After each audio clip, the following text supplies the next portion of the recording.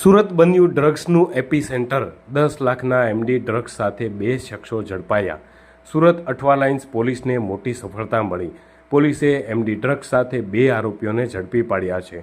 100 ગ્રામ MD drugs સાથે 2 આરોપીઓની પોલીસે કરી ધરપકડ। શહેર જાણે ડ્રગ્સનું એપીસેન્ટર બની ગયું હોય તેમ લાગી રહ્યું છે।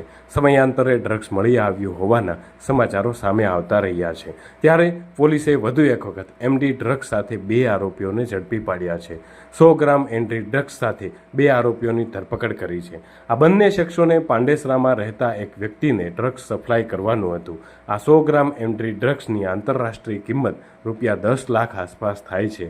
આપને જણાવી દઈએ કે હાલ પોલીસે આ બંને આરોપીઓની ધરપકડ કરી અને ઊંડાણપૂર્વક વધુ તપાસ હાથ धरी છે। 1 जून को जोन 4 की एलसीबी की टीम को बातमी मिली कि 2 आदमी प्रशांत जयराम प्रजापति और बिट्टू कुमार सुबोध पांडे, ये दोनों एक स्प्लेंडर लेके अठवा पुलिस स्टेशन की हद में गांधी स्मृति भवन के सामने कदम भवन के पास से निकलने वाले हैं और एक आदर्शा की नाल के पास में किसी को एमडी ड्रग की सप्लाई करने वाले हैं। तो इस पे पुलिस स्टेशन की टीम के साथ में वहाँ पे सभी स्टाफ को लगाया गया और इन दोनों को वहाँ पे डिटेन किया गया।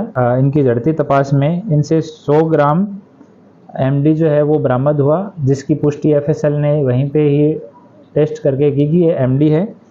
इसकी कुल कीमत 10,06,000 रुपये है।